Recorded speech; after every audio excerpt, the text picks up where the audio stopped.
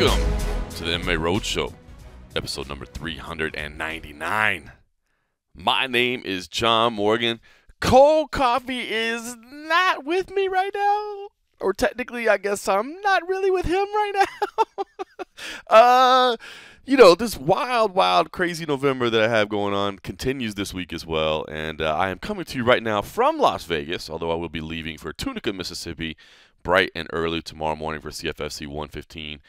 But it's media day going on right now, and I'm not there. Cold Coffee is. Cold Coffee's handling business over there, but I got to be honest with you, I just had so much stuff going on. I had to make a call and a late pivot to not go to the UFC Media Day at the UFC Apex, which I don't know that I've ever missed a media day that was in Las Vegas while I was in the same town, and I feel pretty damn bad about it, but the work was mounting. I'm not going to lie. All the stuff I had to get done around the site and around some social stuff and around everything else, plus getting ready to travel and getting ready to my broadcast notes and all that. There was just a lot going on. So unfortunately, I had to make the decision that I was not going to be able to make it to the media day. Not the biggest high-profile media day by any stretch of the imagination, but, a UFC event nonetheless. I certainly don't plan to make this a regular routine, but unfortunately, that was the case today. So I'm actually trying to get this podcast done while Mr. Cold Coffee is over there still recording things over there at the UFC Apex, because I got a lot to get done before I head out of town. And, of course, we're talking about the UFC, but the real fight week we're talking about is Hot Tea Fight Week. That's right. Oscar Willis is set to tee it up Saturday night. Tough enough. It'll be at the Circa Hotel and Casino in downtown Las Vegas, so tickets still available for that. It's actually a charity event in association with Randy Couture's foundation, so a pretty cool opportunity to give some money to a good cause and come watch the entertainment, if you will. Now, I'll just get to it right off the top. I promised you that I would update you on broadcast potential, and talking to the man, Oscar Willis himself, it looks like pay attention to his IG Live is what's going to happen. Probably the best way to do it there. And I don't know what he's got. I know, I think, I don't know if I'm at liberty to say who's shooting. I think I'll just leave that alone.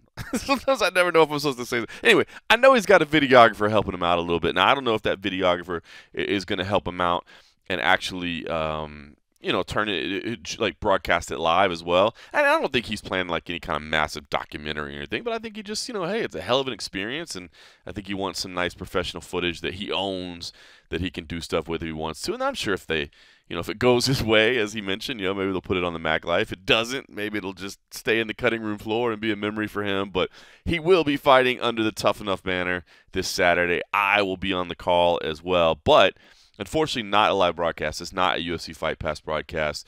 It will be taped to be broadcast a week later on beIN Sports. So you will get to see it, even if you can't catch his IG Live. You will get to see it. I say that. The beIN Sport, they edit it. I don't think they broadcast the thing in whole. I think they kind of pick and choose the bouts they want that fit in their time window. So I think it'll probably kind of all boil down to how things play out. But nonetheless, you will certainly get an opportunity to potentially see that somehow. We'll find something for you. Then the next night, we will be back on UFC Fight Pass. Tough Enough is actually doing a 2-night event at Circa, and then Sunday night show will be back on UFC Fight Pass. So, again, a fun, crazy weekend. CFFC for me, Friday night, Tunica, Mississippi, Horseshoe Hotel and Casino. So if you're out there in the Tunica area, roll on by, say what's up, and then we'll fly back on Saturday. I think I'll have time to swing by. I got to see how the schedule works out. I'd like to swing by and still check out the main event. I fly back on Saturday, and I think I may be able to find a way where I can do the main event at the UFC at the Apex and then head over to the Circa for Tough Enough. So we'll see. We're playing it all by ear. We're having to figure it all out. It's a new era. It's a new generation in the John Morgan career. We're having to normally very meticulously in planning, but some of these things you're just going to have to fly by the seat of the pants a little bit depending on schedule. So anyway, crazy week. Obviously, the continued discussion all comes from UFC 281. What a great show it is. So glad I made that trip to New York despite everything that was going on. Only got to be there for fight night, of course, but what a memorable fight night. I'm not the guy that likes saying this was the greatest ever. I hate that because you don't really remember every single UFC fight night in one moment, but damn it, if that wasn't right up there at the top. Entertainment value has been absolutely incredible on that one. And the continued follow-up discussion just goes to show you what a big event it is. I was wiped out once I got back, man. It was minimal sleep. Anybody that listens to the and a half episode over there on patreon.com/the MMA Roadshow knows. First of all, I couldn't even get it done till Monday, man. I had to get some sleep, so I couldn't even get the thing done till Monday. But got the and a half done, and then just needed some sleep. But it was a fun week, man. We had CFFC on Thursday night down in Florida, fun card there, and then the Battle at Bragg was amazing. And I'd tell you what's been really cool. If you didn't catch the Battle at Bragg on UFC Fight Pass, go watch at least a little bit of it. Go check out, because it's pretty cool, man. NCAA wrestling event at Fort Bragg on Veterans Day. It was our first one producing it, Fury Professional Grappling, and the reception of it by the wrestling community, the NCAA wrestling community, the programs involved, it's been fantastic, and that's exciting to see, because I know Rob Haydack, the CEO at CFFC, man, collegiate wrestling is a huge passion of his, and he'd love to get more involved in it. And I had a blast doing it too. And, we had a couple little technical hiccups here and there. I mean, the fact that we weren't in a normal kind of production setting, but actually in an airport hangar, of course, that's going to change things up a little bit. And it's our first time doing a collegiate wrestling event all together as a crew, so we're kind of figuring out the traffic pattern and how things work. And we did have a rainstorm right in the middle of it, which was crazy. Tropical storm comes blowing in, and we actually have to stop down, put the event on hold for a second, and then the Rangers there, they actually helped back out an airplane out of the hangar so that we could close the doors and actually get the action started again. So pretty wild, man. It was pretty funny scene, and the Army all pitched in to get it done. So it was a pretty memorable moment, but pretty cool. But obviously UFC 281 then the following night, the big time. I tell you, the big thing that's been cracking me up is all the Alex Pereira memes about, Adesanya retires to go golfing, and here comes Pereira, learning to golf or whatever. In fact, the news was just breaking as I was sitting down to start this about the whole brass knuckle situation. I saw somebody had a meme like, here's Pereira, being arrested in a jumpsuit or whatever. Like, hey, wherever Adesanya goes, Pereira's coming after him, man. Where you go, I go, champ. Those have been cracking me up a little bit, but man, I cannot wait to see that rematch. Big fight the first time around. I had that big fight feel in the business, and it's one of those fights that after you're done, there's just no other question. We're doing the instant rematch. There's no other fight that makes sense right now, and so we're gonna do the instant rematch. So I absolutely cannot wait for that. And dude, I don't know that I'm any closer to knowing who I'd pick. Even a couple days later, thinking about it all, it's what do we say going in? Well, Adesanya could easily outpoint him on the feet, but if Alex Pereira catches him, what do we see? Adesanya outputting him on the feet, and then Pereira catching him. So, they go to it again. It's crazy when you think about it. How many rounds has Adesanya won against Pereira in their 3 meetings between MMA and kickboxing? How many rounds has Pereira won versus how many fights? Or how many rounds does Adesanya want to say versus how many fights has Pereira won? It's crazy when you think about it. I mean, he really does have that one-shot power that absolutely changes everything. So I can't wait to see it again. Can't wait to see it again. Kudos to Adesanya, the way he's been handling everything, all class, which is good to see. I mean, carry yourself as a champion. I love it. I love the respect from the team. I love everything that we're seeing out there. And yeah, I mean, I just kudos to Alex Pereira and that happening. I mean, I don't know, man. It was one of those fights. It was a phenomenal fight, and I can't wait to see it again. So, all right, listen. Like I said, I'm heading out in the morning for CFFC 115. But this weekend is crazy. There is so much going on the schedule. If you are an MMA fan, there is so much going on. And I guess the entertainment started a little bit early today. It got started with the Nevada State Athletic Commission meeting. A lot going on there. I think the big stories coming out of it, the 3-month suspension for Ilir Latifi. Of course, you'll remember he had that staph infection that he didn't disclose ahead of time, and then in the post-fight interview, he's talking about the infection that he had, and everybody was kind of like, "Oh, I don't know if you're supposed to say that." The NSAC did address it, and I think that's the proper thing to do, is just say, hey, we're going to set some precedent here. We're not going to let you say I came into this fight injured and I didn't disclose it, because there's a private medical documentation that you're supposed to disclose any injuries. And the biggest reason for that one, honestly, is really, I mean, and there's a number of reasons, but one of the biggest ones is with concussion protocol and that sort of thing. There's a question about being like knocked out in training and stuff like that, and all that's key to fighter safety. And with a potential infection like that, that's infection that you could give to somebody else. And so anyway, there's real logical, practical reason for it. It's not as if the commission is just being a little too nosy or something along that line. There's a reason to do it. Now, the 3-month suspension didn't touch his purse, suspended him 3 months. I think we all understand a 3-month suspension is really, I mean, that's about as slap on the wrist as you can get, right? Like, don't do that again, buddy. That wasn't right. No real concern there with 3 months. I mean, who fights in 3 months? Nobody. Especially with Latifi. He doesn't even know if he's going to fight again. What's going on? What's next? So, but I think it's at least good to set a precedent that, hey, man, don't come out, don't not disclose your injuries and then be talking about everything afterwards. Now, it leads into as well the Derek Minner situation again. Now, more to it with the Derek Minner situation, of course, because now it involved all the gambling odds, all the wagering lines, and there's some real, security concerns and investigation going on there and all that. Again, I've said it from the beginning. I would be surprised if the crew around him. I know people were quick to jump on James Krause.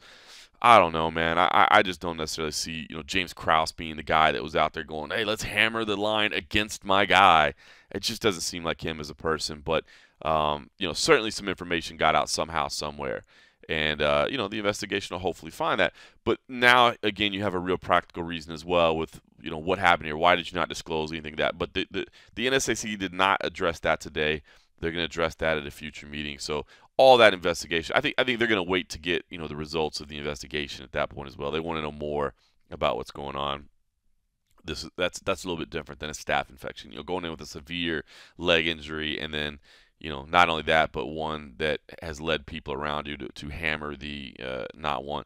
And you got to think. I mean, well, again, I don't say you got to think there's at least somebody with a connection to the team.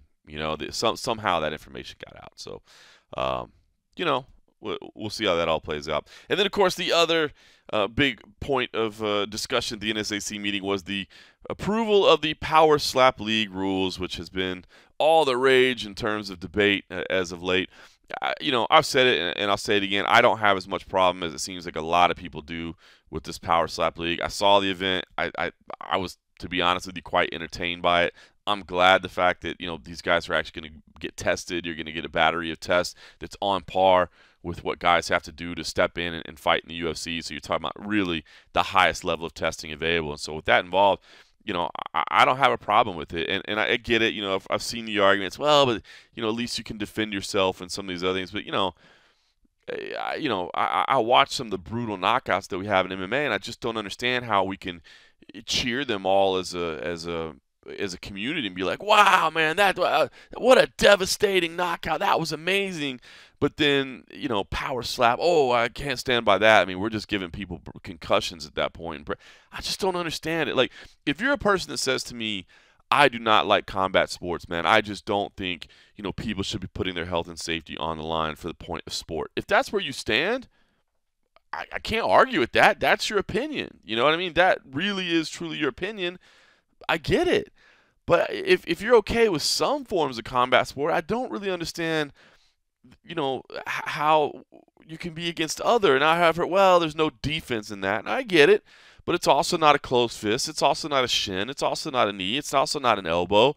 It's an open-handed slap. And it's a maximum of 3 per event. And at that point, there's medical testing being done afterwards. So I don't know. I guess, I don't know. I just don't get the hour. And it just feels so similar to me of when, MMA was being, and maybe that's why. Maybe it's because I lived through the whole time where MMA was trying to be banned, and it just, the outrage to me sounds exactly the same of, I can't allow people to do this. And it's like, I don't know, man. Do you need to protect people from themselves? And I don't get it. I don't know. Like I said, if you're opposed to all combat sports and you're trying to eliminate all potential head trauma because you don't want punches and kicks and shins and knees and elbows and all that, then I can't argue with that. I mean, I can tell you that I don't feel the same way, but at least there's consistency in the application of what you can stand for and what you can't stand for. I just don't necessarily understand the outrage with all this. So we'll see how it all plays out, but it was all approved today. I will say I did think it was interesting to hear Commissioner Klubeck talking about the fact, one of his chief questions. Now, fighter safety was a chief question, but one of the other was, hey, what are we going to make off this?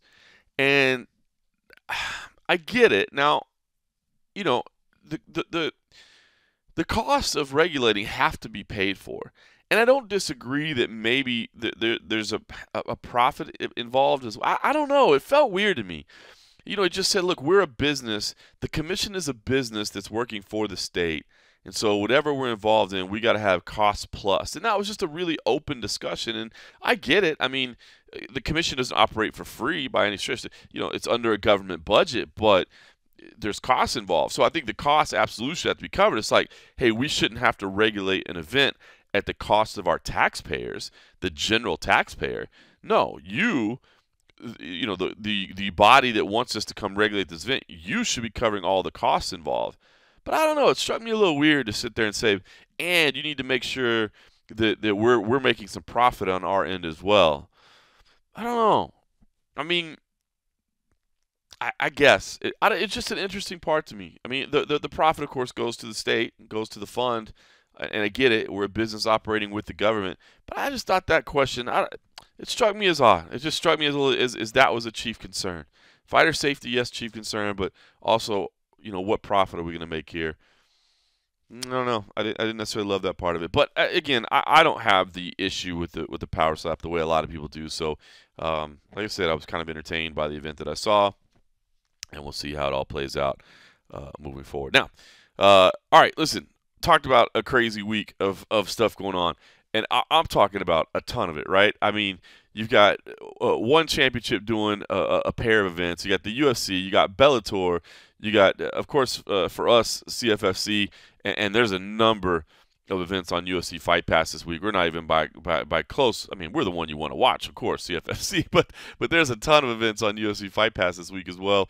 There's BKFC as well. So, listen, I thought I'd take a little chance to touch on a couple of them because I had a chance to talk to the people in preparation for this. And the first, I'll take a look at one championship because Christian Lee is at one on Prime Video 4 is looking to move up to welterweight. He's already the reigning lightweight title holder, and he's looking to make a move up to welterweight so that he can be a double champion, and he's taking on a very tough Cameron Abasov in that. I love these one on Prime Video cards. Obviously, they're Friday night. Rodtang Jitman Wong is on there, who was a lot of fun to watch. Bibiana Fernandez is back in there. Cosmo Alexandre is back on there.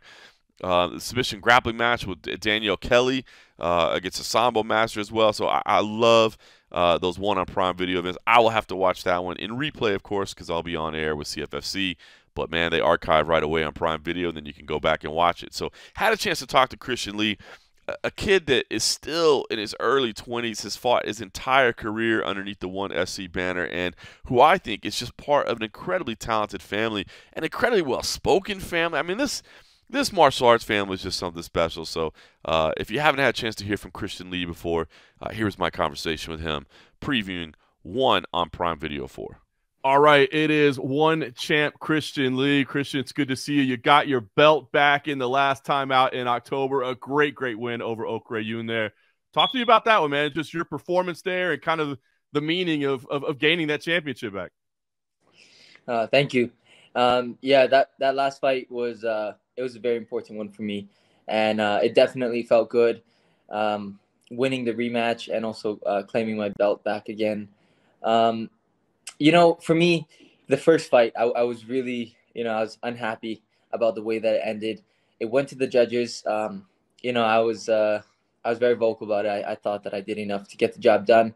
But, after that fight, I put that all aside. I had, almost a full year to prepare for the rematch. So I just got back in the gym. I worked harder than ever. And going into the rematch, I just had one thing set out in mind, and that was that I was not going to leave it to the judges again. So I made sure to push the pace early on, and I looked for a finish, and I was able to get it done. Yeah, I was going to say mission accomplished all the way around there. You looked phenomenal, and we'll just say it, not wasting any time at all. I mean, it's November, and here you are already back ready to fight again. So I guess what was the push or the reason to get back so quickly? I mean, was it important for you to fight again this quickly? Is it just the way the schedule worked out? Why the quick return? Well, for me, it's the opportunity. When I was given the opportunity to fight for the welterweight title, it's just, it's too good of an opportunity to let pass by. And thankfully, coming off of that last fight, I wasn't injured. It ended in the second round, so I was really good to go. So as soon as I got back from Singapore, I went back into the gym. I got my camp started, and I figured why not? It's such a big opportunity, and it's something that I've always wanted. I've always wanted to have a chance to fight for a second world title in a second division, and I'm very happy that everything lined up the way it did. I love it. It's a big chance for you. It's one on Prime Video. It'll air in North America in prime time on Friday, November the 18th. Moving up in weight, as you said, to challenge Cameron Abasov. You said it's something that you would always want to do. I mean, were you pushing in the back? Were you talking to Chatri and the matchmakers and saying, hey, if this is available, or did they just come to you and it all worked together? Like, how did that work out? It's actually something I've been pushing for a while. Even before I lost my belt and regained it again, when I was defending my lightweight title, it was something I kept hinting at. I kept telling Chatri, I kept telling the media. I said I want to fight for the welterweight title. And then after my last fight, we sat down with the company, sat down with Chatri, and I expressed the fact that I wanted to fight for the welterweight title. And then on the other end, Abasov was waiting for a fight. It's been almost 2 years, I believe, possibly over 2 years since he's defended his belt. And so he was in need of a challenger, and I'm more than happy to step up and take that spot. I love it. Taking on the big challenges. Talk to me about Abasov. I mean, what do you think about him as an opponent? Obviously, he's had a great track record. What do you think about him as a fighter? I think Abasov is a very good fighter. He's dangerous. He likes to come forward. I think that he is a finisher. He likes to look for the finish. And he's able to mix up his boxing and his wrestling very well. So he's found a lot of success in the welterweight division. I think that between me and Abasov, our styles line up to make a really exciting fight. I think that there's no way this fight's going to go to the decision. I believe that he's going to be coming out looking to knock me out, and I'm going to be out there looking to knock him out. So it's all going to come down to who's able to execute their strategy better. Yeah, 100%. On paper, it looks like fireworks. And I got to ask you, prime time, right? I mean, especially for somebody like you, Christian, that's been with the organization your whole career. I mean, we're talking about 7 years at this point, and now you get to be in prime time, right? We're not asking people to wake up at 3 a.m. in the morning to watch you compete or whatever. I mean, I know, the title means everything. It's about the fight, but does that opportunity to be in prime time, does that kind of bring something extra special to this one for you? Definitely. I'm very excited to be headlining my first show on Amazon Prime, and first event to be in U.S. primetime. So it's all around, everything about this fight is going to be very big for me. And I'm glad that all my friends and family back home, all my students at my gym, I can just tell them, turn the TV on, go on Amazon. 6:00 p.m. is around the time it'll be on here in Hawaii, which is perfect. And all across the U.S., it's going to be prime time. So I'm very excited for this opportunity. It's a big moment for me, and I'm just excited. I'm ready to go at this point. I love it, man. It really does feel like kind of everything's coming together at all the right points. I know how frustrated you were with the setback, but man, everything's in momentum for you. So I know you're certainly not going to look past this challenge. You have a lot of respect, but I mean, what else do you see on the horizon? Are we going 3 divisions and getting crazy with it? Are we trying to defend both belts? Like, what do you see moving forward? Man, I mean, I don't want to put a cap to it. I'm definitely going to keep my options open. I plan on beating Cameron Abasov, claiming the welterweight title. And then I plan on defending my lightweight title and the welterweight title. And then, from there, that's the exciting thing about this sport. Anything can happen. So I'll just wait for whatever opportunity presents itself. And I'm looking to take the next big challenge. Phenomenal. Well, I know there's still plenty of opportunities in the future for you, young man. I think you touched on it. I think everybody kind of sees it. But, I mean, when you play this thing out in your head, I mean, it just looks like it's going to be absolute fireworks, right? Is that what you're expecting? Just a firefight? Yeah, absolutely. You know, I'm not looking past Abasov in any way. I know he's a dangerous opponent, but in my mind, I see it playing out very similar to my last fight. I plan on pushing the pace early and picking him apart. Fantastic. Well, I can't wait. I think it's going to be a phenomenal main event, and it's on Prime Video Friday, November the 18th here in North America. So, Christian, thank you for the time. Best of luck. We'll certainly be tuning in, and I guess champ status on the horizon. Yeah, looking forward to it, man. Thanks for having me on the show.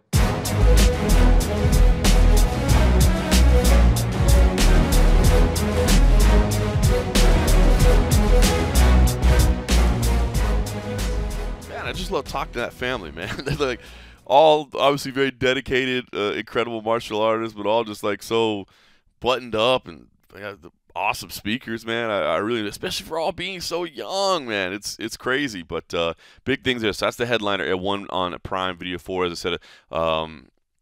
One of two events. Now the second one, when they do these one on Prime Video events, they're usually doing them in pairs, and they'll do a second one that's obviously a little bit tougher to watch for us. That's more the prime time event over in Singapore, which is comes on like 8 o'clock in the morning or like 5 a.m. for the prelims. Although I will say Shinya Aoki is on there, Yushin Okami's on there. I mean, there's some notable names on the second card as well. 163, which will air on Saturday morning, but it's those Friday events. Those Saturday morning events are what one has been for years, which is you care, but it's kind of hard to get up and follow them. You know what I mean? It's just too early in the morning, and then by the time the results have already happened, then it's kind of hard to go back and watch it. But the live ones on Friday night, I'm really liking. So that is Christian Lee. Looking forward to those events. All right, listen, not the only thing going on, though. There's a lot going on here as well. Like I said, there's also, if you're interested in it, a BKFC event as well. Bare Knuckle Fighting Championship is in Omaha, Nebraska on Friday night. The main event, actually just finished writing a story for Sports Illustrated. Houston Alexander and Joey Beltran in the main event. A rivalry that is renewed 12 years after their initial meeting, which is pretty wild. They met on the regional scene. If you set the timing right, it's pretty interesting. They met on the regional scene in Oklahoma in MMA years and years ago, and it was just as Houston Alexander was coming out of the UFC. He'd had that lackluster fight, of course, with Kimbo Slice.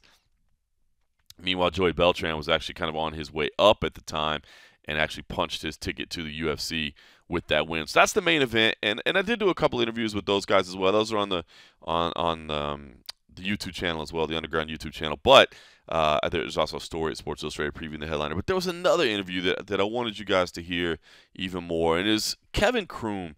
Kevin Croom is making his BKFC debut in the co-main event here. Now you say, Kevin Croom, why do I remember that name?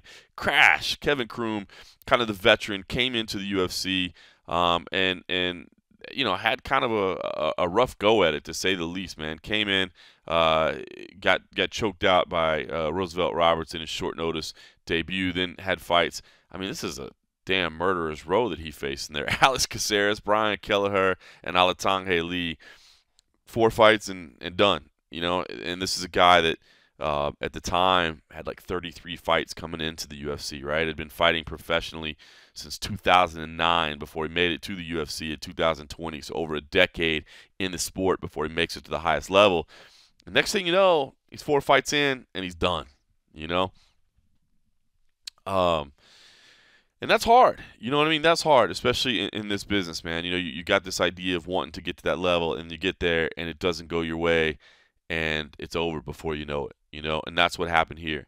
And, Kevin Croom has since come back. He returned in September and got a majority decision win out on the regional scene. It was a main event, so a big win for him there. But again, a majority decision and one that he didn't necessarily think that he performed his best in. But now this Friday night he'll make his bare knuckle debut, and he's in the co-main event as well. But I enjoyed this conversation because, you know me, man. I like talking to big names and stuff. That's all great. I know that's what gets the most clicks. But what I really love is talking to people about their journey and what this thing is like, man. I find a lot of inspiration and a lot of, I don't know, man, just practical advice in life not just in mixed martial arts, from the battles and the things that these guys go through. And Kevin Croom was pretty open about how difficult it was kind of adjusting to not having your dream kind of materialize the way you thought it would, and then kind of readjusting your dream. You see how that might appeal to me a little bit?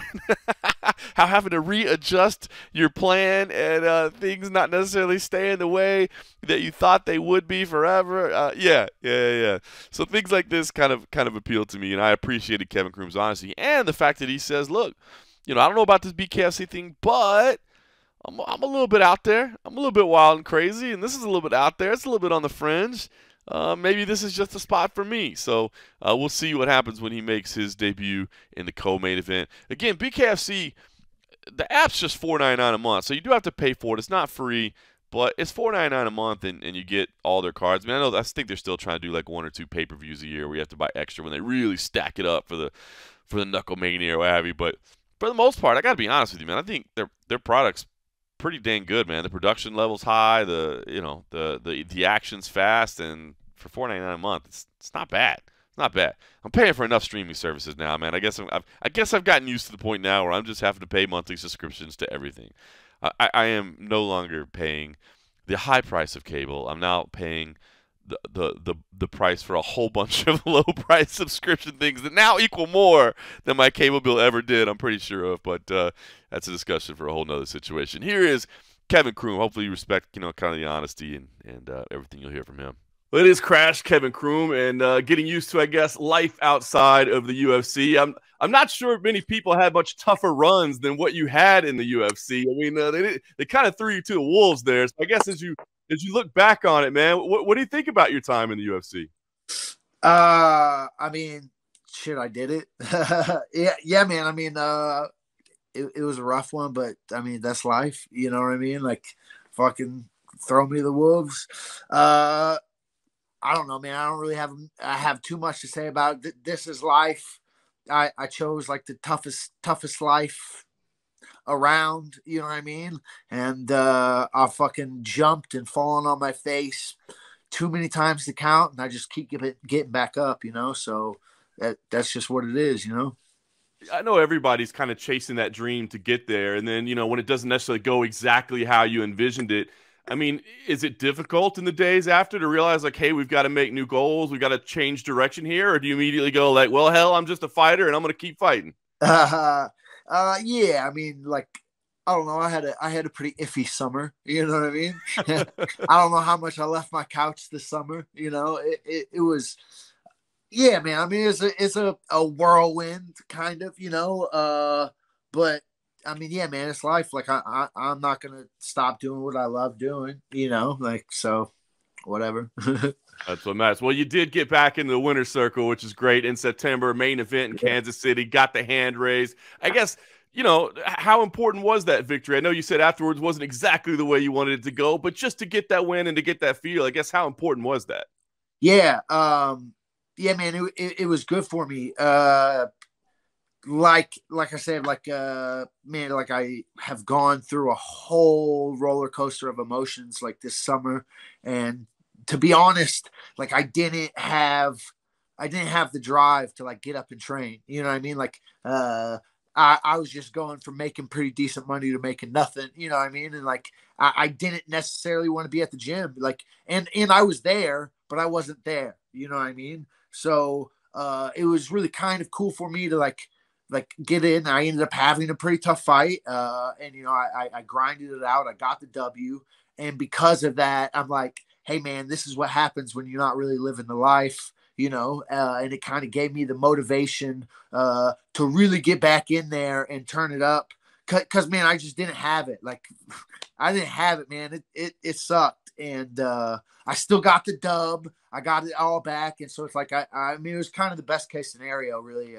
I'm here to do the work now again, I get it. I mean, look, that's a big crossroads moment, right? I mean, everybody's gunning for the UFC. It doesn't work out, and that just happens. But there are other places to fight and compete, but it's a difficult adjustment to get your mind wrapped around, right? Yeah, for sure. I mean, especially when that has been your goal for your whole entire adult life is working for this one thing, and then you get it. And I mean, it was up and down.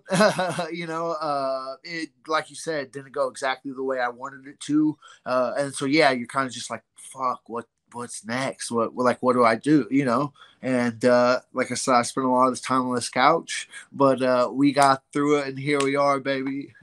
I love it. And now we're not only doing MMA, we're doing bare knuckle boxing as well, right? Slated for the BKFC debut on November 18th in Omaha at BKFC 33. Talk to me about how this came about. I mean, was this something you sought out? It was just presented to you? How did this come together? Yeah, I mean, I guess I kind of sought it out. James Krause had asked me a couple years ago. I guess they might have threw an offer out there, and I turned it down. Not wanting it, you know. And after going through this whole experience, I feel like this is maybe like a good way. Like I think not that there's not really tough fighters, and not that it's not tough. Like, I mean, it's bare knuckle, all this stuff. But I just feel like this is a way that I could probably make decent money without fighting maybe the most world-class fighters out there, you know, because I don't know if you've ever fought a world-class fighter. It's fucking hard. You know what I mean?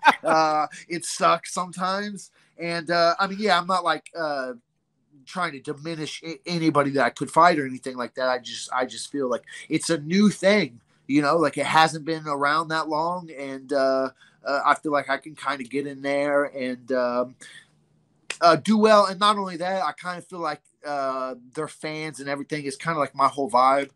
I'm kind of a wild, crazy guy. I think they might like some wild and craziness. So, yeah, man, it just seemed like a good transition for me.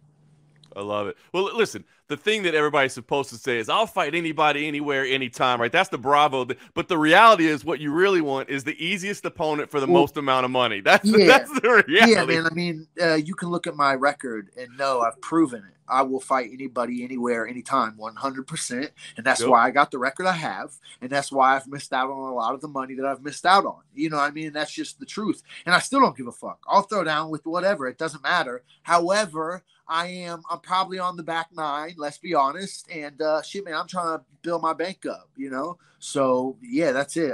You're right. I'm trying to fight the easiest guy for the most money possible and get some more fans on there, you know? I love it. So talk to me about how you're preparing for this. Are you training at Glory for this? And I mean, are you guys has James or anybody else kind of built a program or starting to develop a training program for bare knuckle fighting? Yeah. Me and James are working on stuff, and we have Jason High who fought. He got in bare knuckle. He's the only guy who's fought bare knuckle at our gym thus far. Working together, doing stuff, and yeah, man, I'm pumped. Win column, you know. I love it. So, I mean, how do you prepare for that? I mean, you've been training for MMA your whole. Well, from what I've seen, I mean, MMA fighters are making good transition into this. I think just because you're used to the kind of, you know, car crashes that an MMA fight commands. But talk to me about, I guess, what you're doing specifically. Is it just, you know, big glove boxing training? Is it little glove boxing training? Like, how are you approaching it? Been hitting a lot of brick walls, bare knuckle. You know what I mean?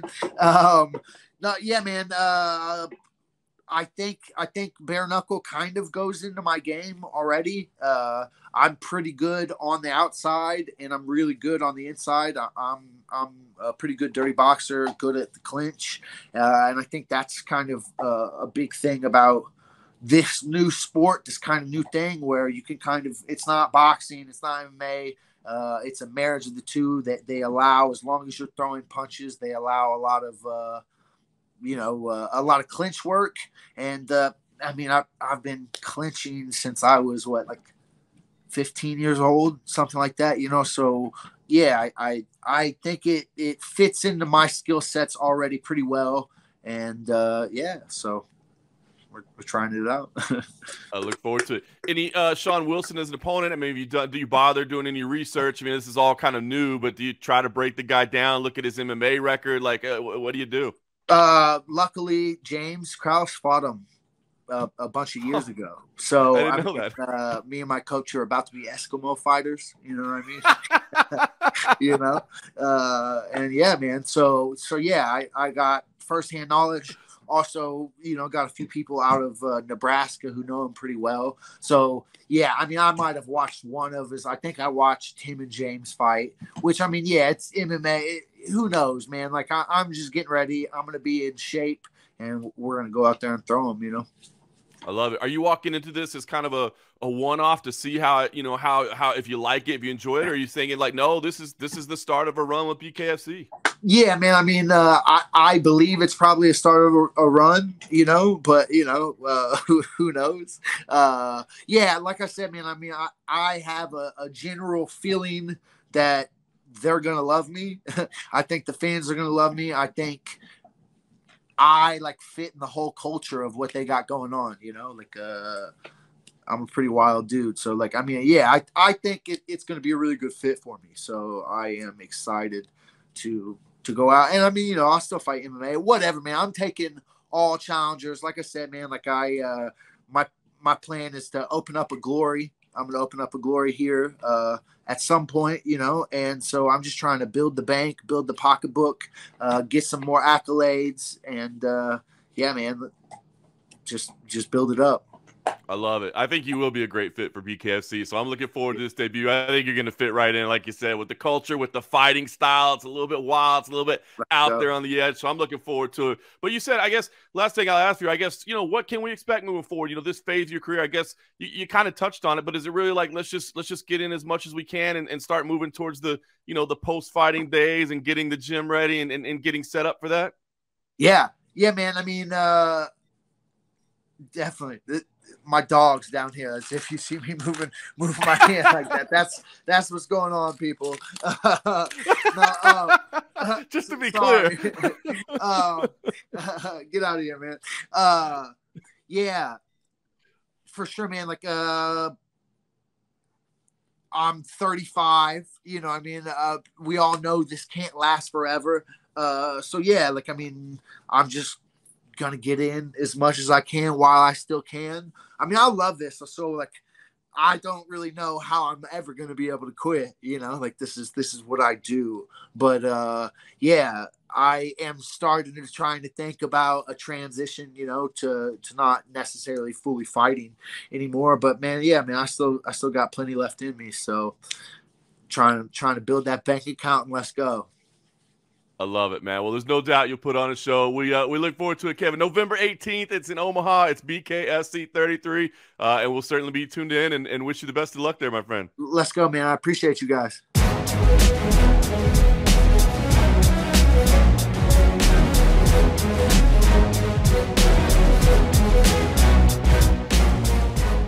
All right, wishing Crash the best of luck as he kind of enters this stage of his career and keeps his journey moving on. Man, so much going on. And then, we've got the UFC on Saturday night. You still got the Bellator on Friday night as well. I mean, Bellator, Vadim Nemkov versus Corey Anderson, the rematch for the light heavyweight title, the Grand Prix final. I mean, a big one there. Patricky Freire versus Usman Nurmagomedov in the other title fight. This is all on Friday night as well. Of course, Showtime for the main event. Then they'll stream the prelims as well. I don't know how you're supposed to keep up with everything on Friday night. I have no idea as a fan what the strategy is. I mean, I know key, of course, is to make sure that UFC Fight Pass is locked on CFFC 115. I know you want to do that, all right? That's my one single recommendation for you. You're going to see the undefeated Raheem Forrest vie for the vacant welterweight title there. We were supposed to have Donovan Beard come back in his first fight after the loss to Bo Nickel. Obviously frustrating. I did get to talk to Donovan Beard about it, and he admits he kind of lost focus, man. He tried to block out all the hype and all the, everything about Bo Nickel, and then just, at the end, it kind of caught up to him at the wrong moment, while he was in there, and he's like, I lost focus, and he's like, man, I'm so frustrated, and that's not me. And then, unfortunately, he was scheduled to return and didn't. His opponent dropped out, and so he's off the card. Bo Semeniego in the co-main event now, a very talented prospect as well. So if you tune in on Friday night in Tunica, Mississippi. You'll certainly get a chance to see that. So make sure you tune that in on UFC Fight Pass. But then elsewhere, maybe you throw your BKFC TV app on. Maybe you got a little Showtime going over here as well. 2 big title fights in there. I mean, a big card there for Bellator in Chicago. All that. But then Saturday night, the runway is cleared a little bit for the UFC. Heavyweights in the main event, Derek Lewis versus Sergey Spivak. One that I'm actually pretty interested in, right? Because obviously Derek Lewis, how do you not love some Derek Lewis? You're not an MMA fan and don't love some Derek Lewis, right? But he's had some setbacks, and this is kind of a big moment for him, man. He kind of really needs to pick up a win here. And Sergey Spivak, not necessarily the most flashy heavyweight in the division by any stretch of the imagination, but one that can certainly get the job done, and one that the odds makers has pegged as the favorite, and I understand why. Now, I do kind of like Derek Lewis in this role here as an underdog because, when I think of Derek, Sergey is not the fastest grappler. Like, if I think of a grappler with speed that can chain things together, that's a nightmare for Derek Lewis, but he continues to work hard. He looks to be relatively lean. And I was just watching the stream that Cold Coffee was shooting from over there at the Apex. Shout out to Cold Coffee for batting down the fort over there while I'm here. And he looks lean. It looks like he continues to be in good shape. So we'll see. I to be honest with you, I kind of like Derek Lewis in an underdog role here, but Sergey Spivak, again, it's the grapplers that are always going to give Lewis trouble, right? And Spivak can certainly do that, and so I understand why he's the favorite here to the odds makers. So we'll see. Listen, Derek Lewis did have some jokes as usual, so you got to hear from Derek Lewis right now. What you want to hear for in a couple moments is a couple minutes in, you'll hear some chastising going on of somebody moving. That was Cold Coffee, so Cold Coffee catches some heat from Derek Lewis here. The Black Beast lets him have it. I did clarify with Cold Coffee what was happening as it was going on, and that was, I guess the bout sheet had the bout mistakenly listed as a 3-round fight, and he was trying to clarify with staff, I guess before he asked his question. He just noticed it at that moment, and he was trying to clarify with staff that it was 5 rounds, not 3 rounds, because obviously that would be a little bit of a change, and he got busted on it. So he catches some heat, but then I'm not even there, and I catch some shrapnel at the end, which I guess is understandable. I caught serious heat last time I was around Derek Lewis, so why shouldn't I catch a little bit even when I'm not there? But, we can't let you get away without hearing from the Black Beast. Well, good morning. You look incredible. How are you feeling? Feeling okay. How you doing? I'm good. You just feel okay? Yeah. All right. So what have you been up to these last 4 months? 4 months. Why you say 4 months? Why? Did I do my math wrong? Did I do my math wrong? How long's it been? Since my last fight? Probably about 2 months. Really? I did weeks, that bad at math? Days, 6 hours. Yeah, it's some bullshit that last one for sure, but yeah. But I've been okay. Went down a mental journey, took some mushrooms, had to come back, go on a crazy trip. Yeah, it's been crazy, yeah. Can you give us more details about that crazy trip? No, you gotta wait till my special come out next year on Netflix. Awesome. So now I'm going to second guess myself because I did the math wrong, but I think that you're undefeated in main events here. Is that correct? I don't want to think about it. I don't want to think about it because this year has not been my year. So it'd be good if I could keep the streak going, but this year hasn't been my year, and I want to end the year off with a bang, and it'd be great to get a win here in Vegas. Why do you think that this year hasn't been your year? Do you think something that there was a reason for that, or? I don't know. I trained hard as I could. Like this year, I trained probably like the most I ever trained, and for both my last both fights, and it didn't go my way. I did everything the right way, and it still didn't go my way.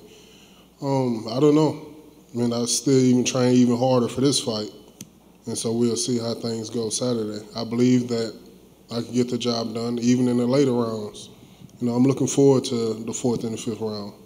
I'm looking forward to a main event fight, this fight.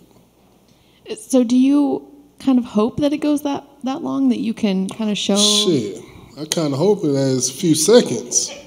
But if it goes 5 rounds, that's fine. But I'm ready. I'm excited. My coaches got me ready. I'm motivated, even though, you know, it's really not too much for me to be motivated for at this point in my career. But I am motivated, and I'm ready to get in there. I feel like I still got a lot left in the tank, and you know, we'll see how things go Saturday. What motivates you?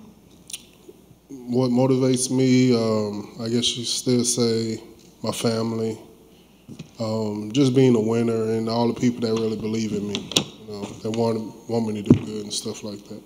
Look how unprofessional he is, man. Making all that damn noise. Man, he unprofessional. If anybody else been up here, you would have been full, all like 4 or 5 cameras working at the same time, but it's me. But it's all good. Do you? Go ahead. Go ahead. Go ahead. Finish doing what you're doing. Go ahead. Turn around. Yeah, go ahead. Next question before I walk out on y'all. Not disrespecting. I'm just curious, what were your thoughts when you got the name? Another Sergey? Is it, you know, what went through your mind? What kind of fight do you predict from him? Whenever I heard that it was him, and I said, okay, that's fine. It didn't matter. I don't care who they give me. You know, I just wanted to fight anyone. It didn't matter, especially after my last fight. It didn't matter who it would have been, how quick it would have been. I prefer it would have been quicker than what I got this week. You know, but I didn't care. But I think he's a good opponent.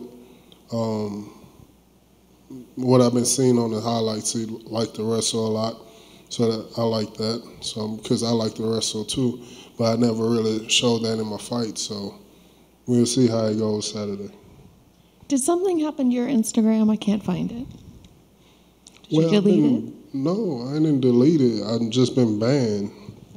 People, shadow banned. But people been reporting every video I post. I'm keep telling them he's okay, she's okay, and they still like reporting, making it seem like they're dead and stuff like that. The man is okay. Yo, I missed it. And I guess one last question. Take the mood down a little bit. I apologize for that, but we lost. You're a woman. Oh. So I expect that. Women do that. No matter how good things going in a relationship, they always pull a rabbit out of the hat at the end. But go ahead. Well, that feels weird to ask it now. We lost a legend this week, and I'm curious if you could speak on that and maybe how Rumble affected your career or any inspiration you got from him or anything that you might want to say. Yeah, it was pretty sad because we really the same age, me and him, and to see how healthy he was a year ago, to see how he was beginning of the year, it's like real sad and just I didn't know if it was that serious, you know. So my condolences go out to him and his family, and the friends and stuff like that. Like it's pretty sad. That's all. Thank you. Hey Derek, you said at the moment there's not a lot to be motivated for in your career, but then you said that you've been training harder for this fight than any other fight. I'm curious, why would you train so hard if you're still not motivated to try and get to the top or something? I believe that I have to. You know, my back is really against the wall now. You know, I don't want to lose 3 fights in a row. I really don't even want to lose 1 fight. And so I take it hard on myself every time I lose a fight. You know, I don't stop thinking about my last fight until I get a new fight. And so I'm just tired of thinking about my last fight being some BS, you know, the way it ended. And so I just want to come out here this week, give it all that I got. You know, I'm almost at the end of my career and just don't want to have no woulda, coulda, shouldas whenever everything all said and done. See that last fight, which obviously got stopped in a really weird way. Is that harder to take because you're like, man, you didn't even let me show what I can do, or is it easier to take because you're like, well, that was bullshit, whatever? No, it's even harder to take because I for sure should have won that fight. I believe that I should have won the fight. The game plan that we had for that fight, that it should have been the easiest fight for me. It was 4 months ago, by the way. She was right. It was 4 months ago? It was, yeah. Women are What's always today's right. date? What's today? What today is? It's July, August, September, November. October, November. So it's 4 months. God damn. Hold up.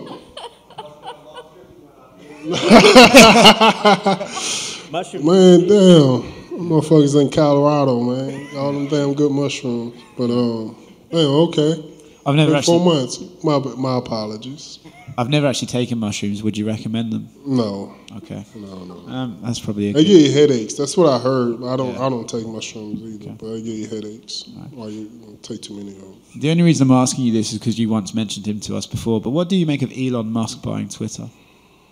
Oh, I don't care. Shit, is it gonna give me money?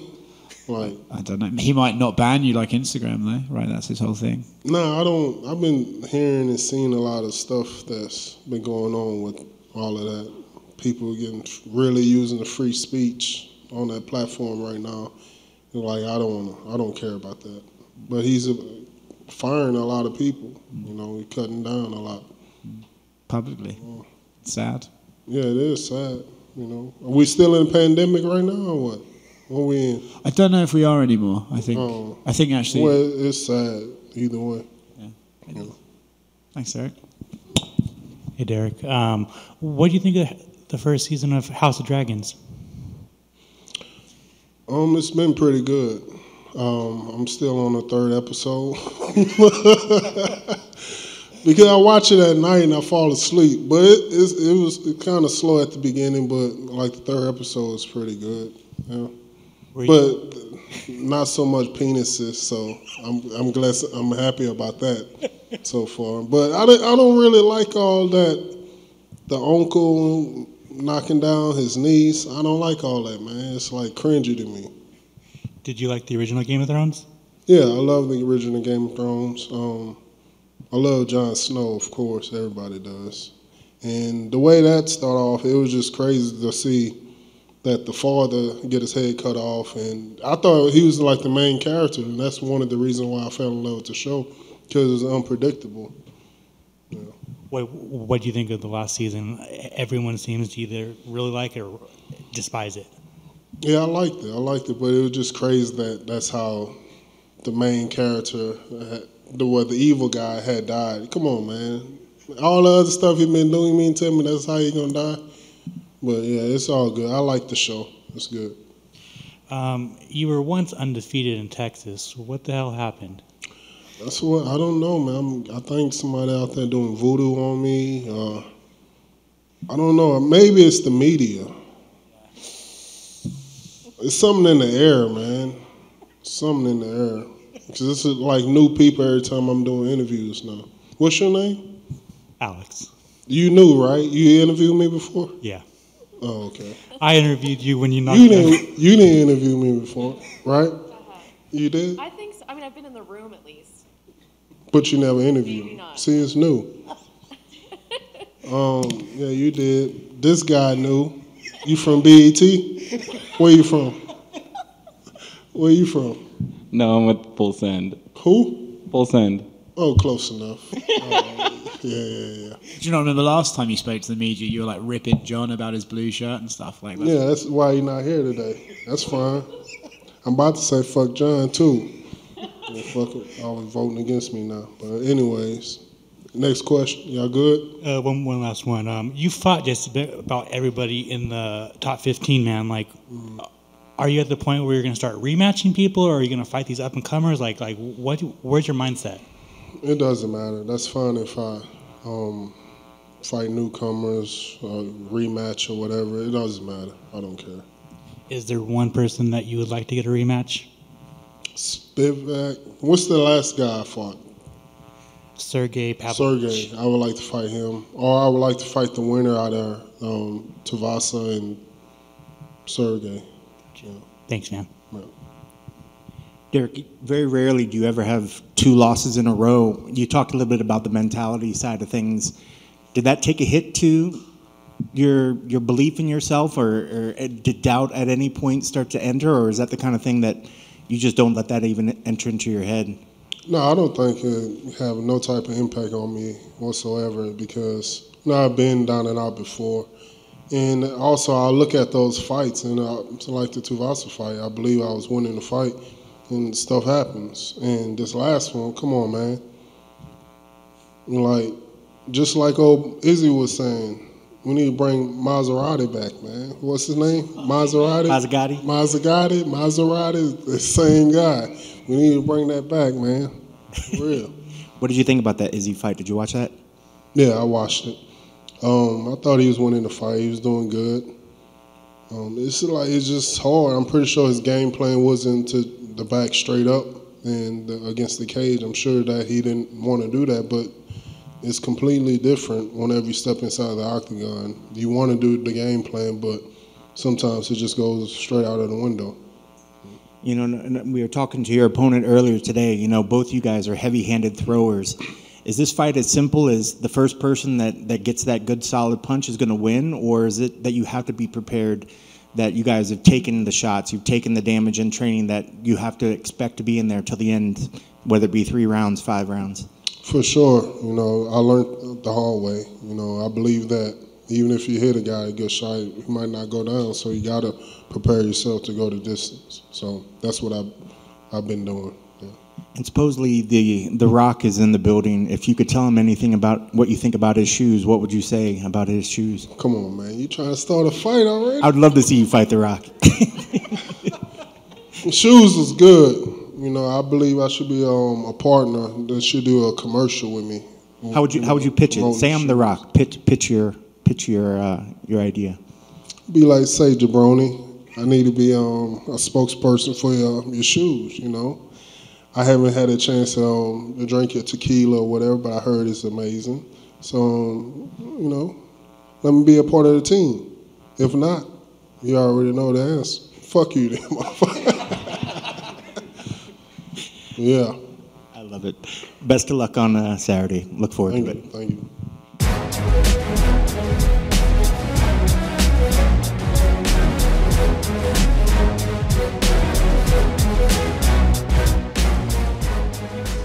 Derek always got jokes. Always got jokes.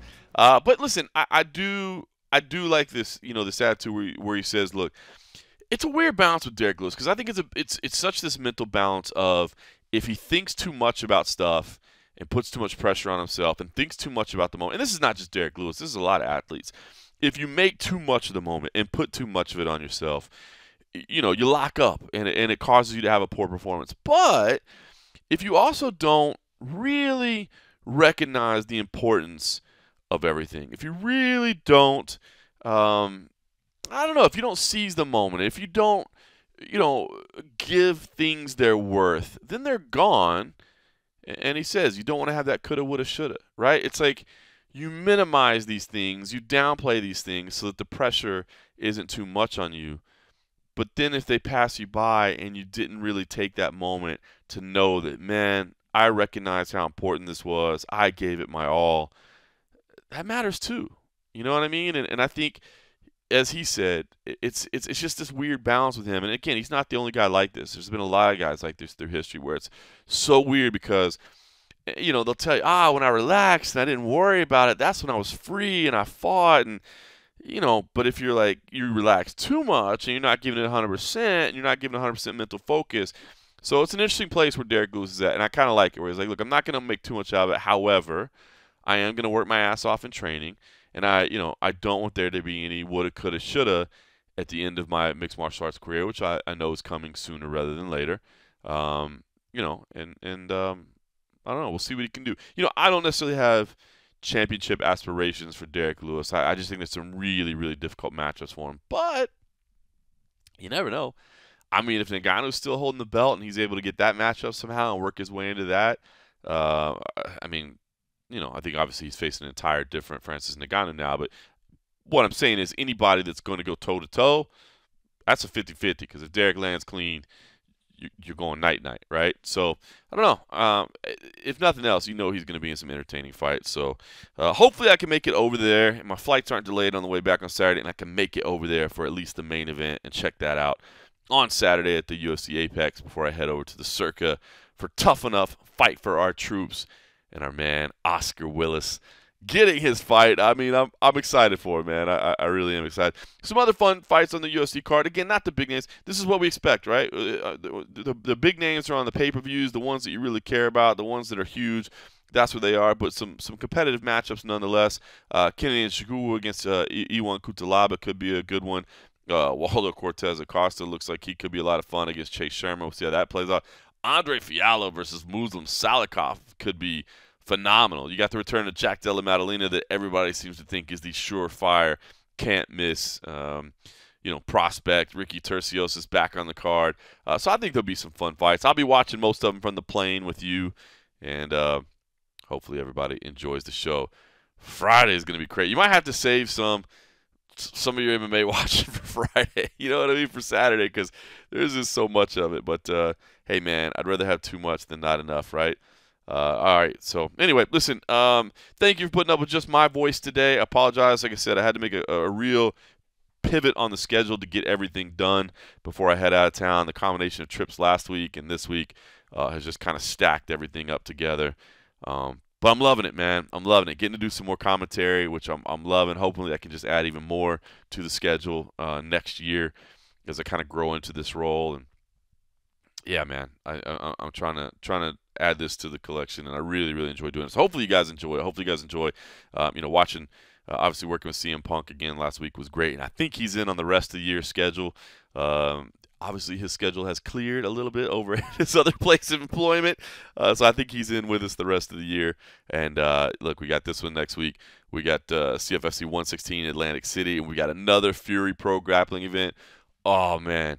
I wish I could say I'm not trying to just sit here and be a tease, but it's really funny to be on the side of, like, working with the organization as they're trying to get some stuff together. And we're trying to work on a main event. Or at least I heard rumors of a main event that I would be super honored to be calling. So we'll see how it all comes together, man. Hopefully we'll have a big, end-of-year bash like we did last year at Fury Professional Grappling. Yeah, man. Buckle up for this crazy weekend. I will make sure to bring you an half episode a little bit sooner than I did last week for all of you supporters over at patreon.com/the MMA Roadshow. We will, of course, wait until after Hot T's fight. I'll see if I can get a couple words. I'll make sure to bring some recording equipment with me to the Circa. Hot T has made it clear that as soon as the bout is over, he's going to get belligerently drunk because he has had to be abstaining from alcohol quite a bit as he's been in fight camp. So definitely don't blame him there. I will have to call a few more fights. So hopefully the thing about Hot T that you longtime listeners will know is that my man has a little bit of a timer on him. And once he gets to a point, like, he's in his own little world. I don't know how that will coincide with the rest of our broadcast that evening. But if I can get a few words of, I'm just going to say celebratory banter, man, because I have a feeling he's going to get it done. In fact, I know after the media day, I know Cold Coffee and Hot Tea are going to the gym to get, like, kind of one late last workout in. So, I mean, cool what they've gone through together with this journey. Dan Tom's been along there as well, man. I know he was bummed that he didn't get to fight. He was really hoping to fight again. But obviously Dan Tom, a former longtime colleague, man, I'm always happy to see that he was back in the gym as well. And those guys were all trained together and having a blast. So the Trained Alta program, man, very, very, very, very cool. And it lasted a lot longer than anyone thought due to some scheduling conflicts. But I know they really, really all enjoyed the program. And Saturday night, baby. It's fight week. We get to see our friend fight. A lot of MMA. We'll have it all covered for you. Next week, it'll be New York. It'll be Thanksgiving week, the holiday. But we never stop. There's never any holiday here. My man, Cold Coffee, not making the journey there. My family making the journey with me. They've always wanted to see New York. So I'm going to head up there. Maybe I can grab a couple media that's up there and do a couple guest spots. We'll figure all that, though. We got plenty of time for that because right now, we're loaded up. CFFC, Tough Enough, UFC, Bellator, Bare Knuckle, it's all there. Watch it all. Most importantly, thanks for listening.